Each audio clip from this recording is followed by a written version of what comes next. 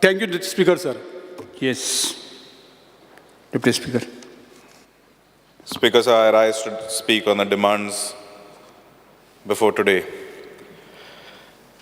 Speaker, sir, I highly appreciate the efforts of the Honorable Minister with regards to the Health Department, also the Dean, the MS, and all the doctors, nursing, and all the staff at GMC, and all the healthcare centers across the entire state.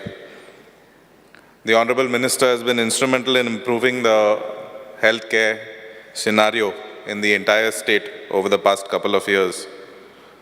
However, Speaker, sir, I would like to point out that the North Goa District Hospital requires his urgent attention. Many a times we are merely facilitators while discussing with the patients that call us, our voters, our families, our friends, and I'm sure that all the other members have also expressed the same concerns, whether it is the North Goa Hospital or whether it is the South Goa Hospital. We see that a lot of cases are usually referred to GMC. And just like all my other colleagues have spoken about, why do we not decentralize GMC? I was at GMC just 2 days ago at about 12 a.m. with someone who met with an accident, and I could see the situation and the crowd that was there at that time. And I'm sure that if both the North Goa Hospital and the South Goa District Hospitals could accommodate and could manage such incidents, that would also provide relief to GMC as a whole. The patient that I went to see met with an accident in Dargal and could have easily been treated at North Goa District Hospital. Unnecessary, he had to wait for almost 4 hours before he got treated. This is just one case, and I'm sure that these are the cases that we as legislators are made aware of. But I'm sure that there are so many other cases that go unnoticed.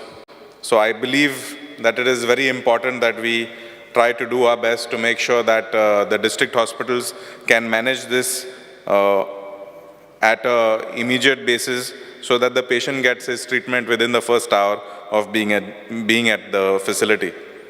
Speaker, sir, we know that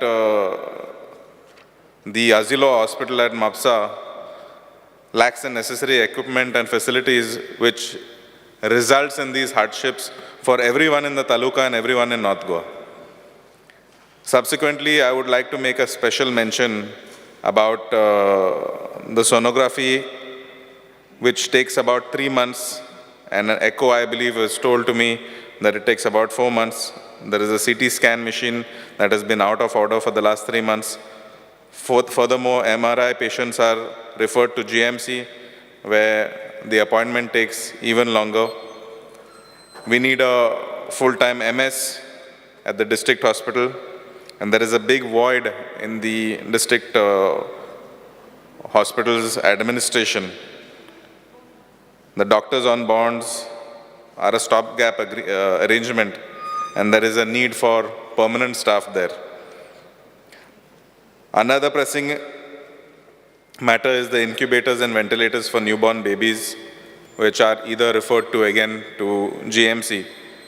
And the private hospitals turn out to be very expensive for the common man. So I believe that if this is addressed, this can also take care of that situation. Speaker, sir, we have a morgue with a capacity of 12 compartments, which are occupied by 6 unidentified bodies, and the police are yet to identify these bodies. There apparently is a body that has been there since COVID. 4 of those morgues are not in working condition, and 2 that cannot, we are left with only 2 that cannot sustain the requirements. So all the bodies that are brought to the district hospital are shifted to GMC, wherein again there is a big load on that hospital.